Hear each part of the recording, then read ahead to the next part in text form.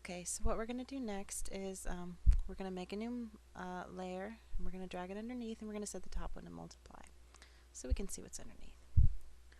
Okay, and the first thing we're going to do is just start on skin. Now I have a palette already for Alice, and I like to start with a darker shadow skin tone, and it's going to be a little more red than the one we're going to end up using on top. So we can be pretty messy at first. We're not too worried about it, except on the edges, you know, where it's touching the outside. But when there's going to be other colors on top, we're not too worried. Okay, and then we're going to make our highlights on top.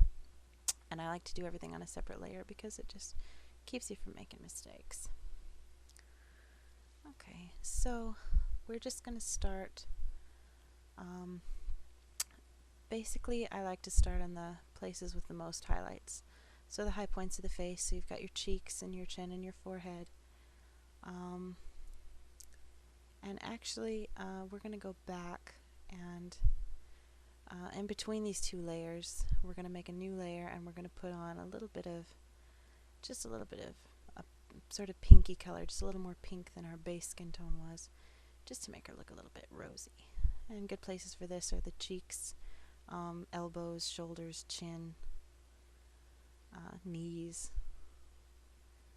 if you want, and it just makes her look kind of sweet and rosy and healthy and girly. Okay, so we're back to our highlight layer, and we're just gonna put highlights on here. Now this is a totally inexact science. I usually end up erasing a lot because what you're doing here is you're kind of creating the shape of your face. So of course if a line goes wonky, then you're not going to want that. Okay, so I'm just layering this on kind of slowly, just with a regular brush, nothing fancy. And if you see me disappear off to the side there, I'm just changing the size of my brush. Okay, so we're putting a little highlight on her nose. We're just going to be the shiniest part of her face because Alice isn't wearing powder today. We're just going to kind of outline things, try to give her face kind of a distinct shape to it. Okay.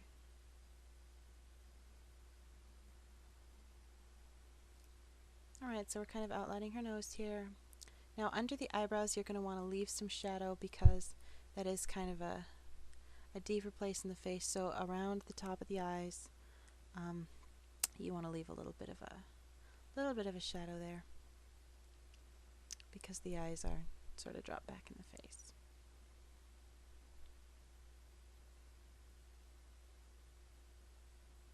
Okay. Alright, so we're just trying to make her forehead stand out a little bit and her cheekbones.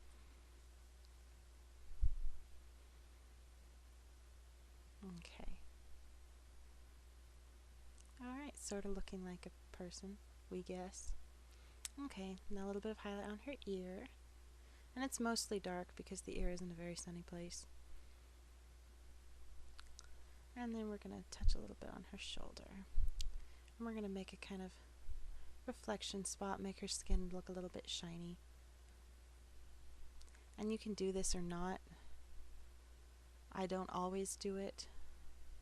Sometimes the skin looks pretty matte.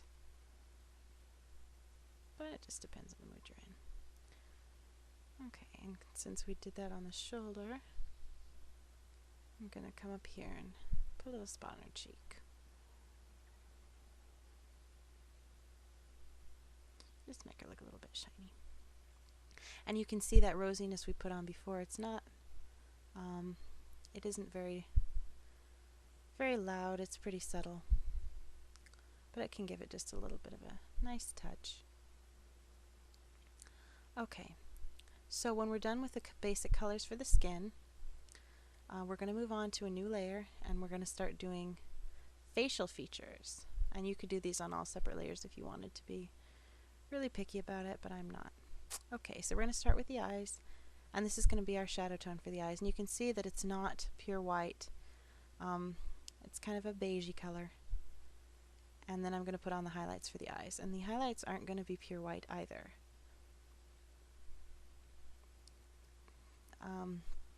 I remember reading somewhere that using a lot of pure black and white kind of flattens your image out and doesn't quite look realistic. So we're leaving this a kind of off-white. Okay, and then we're going to move on to the eyes. Okay, and you can see that my color for my pupils here, it's not pure black either, but I'm going to want it a little darker than that. So we're going to touch it up a little. Now eyes, there's something, some people leave them pretty blank when they start out and then add in the details later. I draw them in the first place, but sometimes you do have to adjust because they don't end up looking quite like you think they will when you've got your pupil colored in black. And sometimes people can give you kind of a creepy expression, so you might have to change that sometimes. But this is looking okay. Okay, so I'm just laying in a dark blue, and then we've touched this up a little bit. And sometimes I outline the outside of the iris with that dark blue too. It just depends on how defined it looks. If it looks a little bumpy or weird, you can put outlines on there. Okay, so we're just going to put in a little light blue on top, and I'm making the brush a little smaller so we kind of have a built-in outline there. Okay, and then we're going to take our light white color that we used for her eyes, and we're going to put in our reflections, and you don't want those to be really hard-edged. So leave your brush a little soft, put in a little touch right there. Okay. Alright, and now we're going to do eyelashes. Okay, so this is like a real dark, soft brown. You never really want to use pure black because it's going to look a little bit harsh, look a little fake. Okay, so generally the rule of thumb I follow here is you're going to use this darker black color anywhere where you might be wearing eyeliner or mascara. So basically along the top of the eyes and the sides. And then we'll touch up the bottoms of the eyes in a minute. Okay, so you want to leave these lines, how you want to do eyelashes is up to you. I do them pretty defined. You can do smaller ones, bigger ones. But with eyelashes like this, I like to run the brush around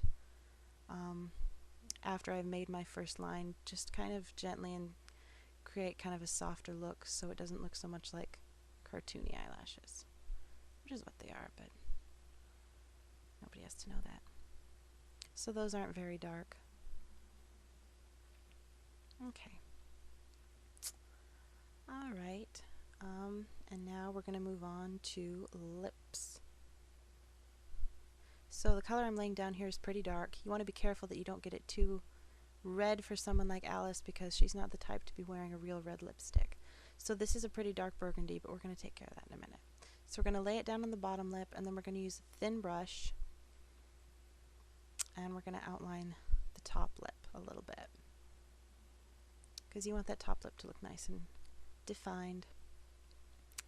Okay, so we've got a pretty dark color there, but Alice is kind of a natural looking girl, so we are going to lay a color that's pretty close to her bottom skin tone, actually, kind of an orangey color on top. And then we're going to put our reflection down, and that's going to be in the same palette as that orangey color was, only a lot lighter. So I'm just laying in some sort of streaky lines here to create that sort of look of the natural lines in your lips. And that's a little bit bumpier than I want it. So we're going to smooth that down a little bit. Okay. And then I'm just going to come back here one more time with that darker color and outline that bottom lip. Okay. And there's the skin tones. That's all there is to it. Okay, and next we're going to be moving on to hair. Very exciting. Okay, and I'm just outlining with a little bit darker color from that base skin tone to highlight the lines of her face and make those stand out a little bit more. Okay,